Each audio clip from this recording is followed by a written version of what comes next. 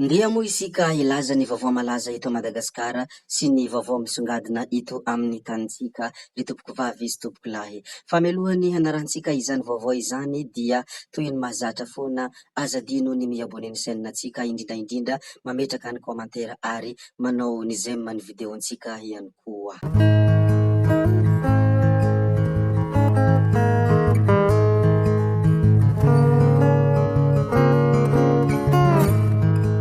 Zavatra tsy azo tsonotsonoavina mantsy ny fanaovana izany abonnement chaîne izany, ka izany indrindra no iangaviana ianareo rehetra mpanaraka, indrindra ho an'izay tsy mpanaraka dia abone foana ny chaîne-tsika mba ahafahanao mahita video izay alatsakay misesisesy ato. Zay ary no ela andeha ary hidirantsika ny vaovao misongadina eto amin'ny tanitsika, dia ny voalohany hidirantsika amin'izany ny hoe ampahafantarina moa ianareo fa nidoboka amponja vonjimaika eny Antanimora ilay lehilahy iraiky amby 30 taona mpianatra ho mpitsabo rehefa nangalatra finday ny marary eny amin'ny hopitaly.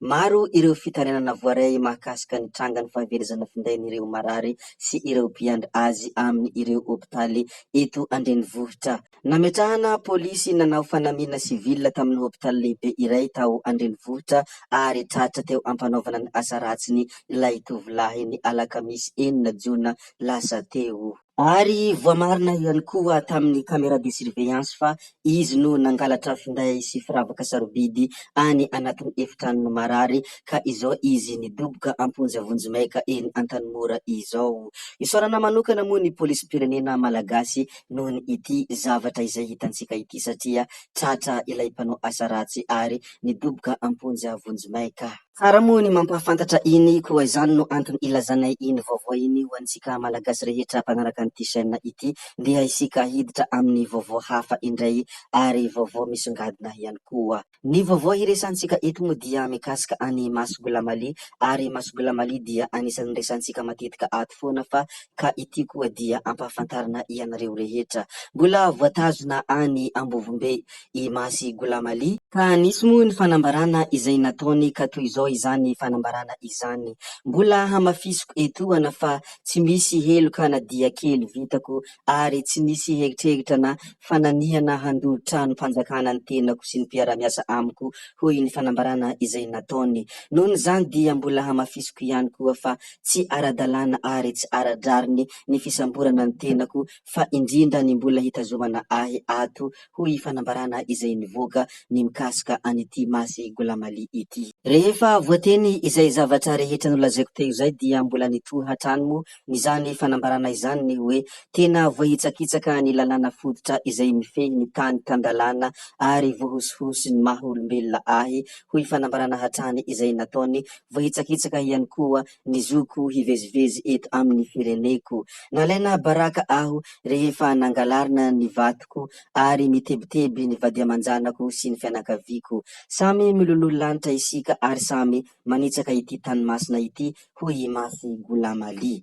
Izany moa ny fanambarana izay nataony, koa dia ampahafantarina isika rehetra satria izay ny zava-misy ary izay koa ny zavatra mandalo dia ampahafantarina ianareo rehetra satria isika rehetra dia tokony manaraka ny zava-misy ary tokony mahafantatra izany zava-drehetra mandalo izany. Anisany teny izay mavesa-danja nolazainy tamin'ity fanambarana ity moa ny hoe isika rehetra dia samy miloloha lanitra ary samy manitsaka ity tanomasina ity. Ny olona rehetra ao amin'ny fitondrana dia milaza fa hoe masina ity tany ity ary masina ity tanindrazana ity, nohon' izany dia tena ao no mahatonga izy ireo milaza an'izany zavatra izany, fa ho hitantsika eo moa ny tena toy ny tantara ary ho hitantsika eo ny tena fahamasinana ity gasikara ity. Rehefa voalazantsika ny mikasika an'iny vaovao momba ny Masogolamaly iny, ndeha isika hiresaka mikasika any filoha Ravalomanana ilay filoham-pirenena teo aloha.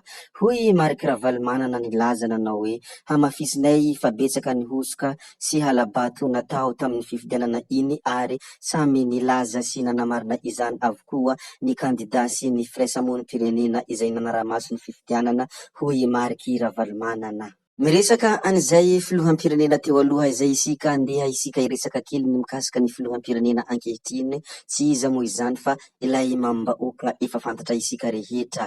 Toy izao moa ny fanambarana izay nataon'ny filoham-pirenena ankehitriny ny tao anatin'ny pejiny ny iray ora lasa teo. Hoy izy nilaza hoe feno 80 taona ny conférence des Nations Unies pour le commerce et le développement hoy filoham-pirenena ankehitriny ka nasainy izy ireo manokana isika hanatrika ny fankalazana. Ary anisan'ny zavatra izay nolazainy filoha ankehitriny ihany koa ny hoe nafahako ny zara tamin'ny ireo firenena-samihafa ny ezaka efa ataon'i Madagasikara amin'ny fampiroboroboana ny varotra iraisam-pirenena izay anisan'ny miantoka betsaka ny toe-karena raha araka izay nolazainy filoha Nirina Andry. Manoloana ny ambana sy krizy samihafa, tsy maintsy atrehan'izao tontolo izao dia tsy maintsy mitady ny fomba rehetra aho hametraka soro-dalana vaovao ho an'ny fampandrosoana ity firenena malalantsika ity, hoy filoha ankehitriny. Izany moa ny hafatra izay nomeny, izany ny hafatra izay nambarany, koa dia ampahafantarina isika rehetra ato anatiny ity chaîne YouTube ity. Rehefa zay moa ny mikasika ny filoham-pirenena teo aloha Ravalomanana Mananamarika sy mikasika ny filoham-pirenena ankehitriny, ndeha isika hiditra amin'ny zavatra hafa indray. Handeha ho any Toamasina isika ary hizara ny vaovao misy any Toamasina ihany koa. Toy izao moa ny zava-misy any Toamasina. Vita tanteraka ary ho afaka andalovana manomboka ny alahady ho avy izao ny boulevard Ratsimilaho, lalana aveo amin'ny hôpitaly be mivoaka any amin'ny Miami Club. Ka izany dia anisan'ny vaovao tsara izany zavatra izany ary simba ny rivo-doza tamin'ny taona 1976 io lalana io ka potika tanteraka tsy afaka nivezivezena. Nataony fitondram-panjakana laharam-pahamehana ny fanarenana izany ka izao hitantsika izao vita tsara ary lasa manome endrika ny tanànan'ny Toamasina. Hotokanana ny sabotsy 5 Jona 2024 io lalana io ka ny filoham-pirenena Andry Rajoelina no hitarika ny lanonana. Izany ny zava-misy koa dia ampahafantarina isika rehetra indrindra any Toamasina dia anisan'ny tena zavatra tsara izany ary anisan'ny tena tombony ho an'ny Toamasina ihany koa hisorana manokana ny fitondram-panjakana indrindra ny filoham-pirenena Nirina Andry Rajoelina. Zavatra tsara moa iny koa dia tsy mahagaga isika raha hisaotra ny fitondram-panjakana indrindra ny filoha mambahoaka ary zavatra tsara ho fantatra ihany koa ireny zavatra ireny satria ny soa dia mendrika isorana ary mendrika ankasitrahana ihany koa.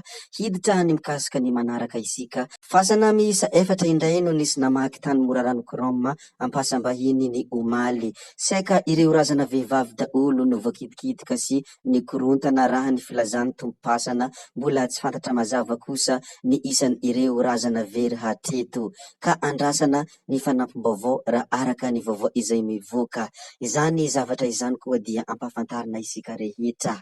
Tompoko vavy sy tompoko lahy, ajanona antsika hatreko ny mikasika izany zava-drehetra izany koa dia ankasitrahana ianareo navita ny hain'ny video hatramin'ny farany, mbola hiangaviana foana ianareo no mbola hanaraka ny video manaraka izay alatsakay misesisesy ato.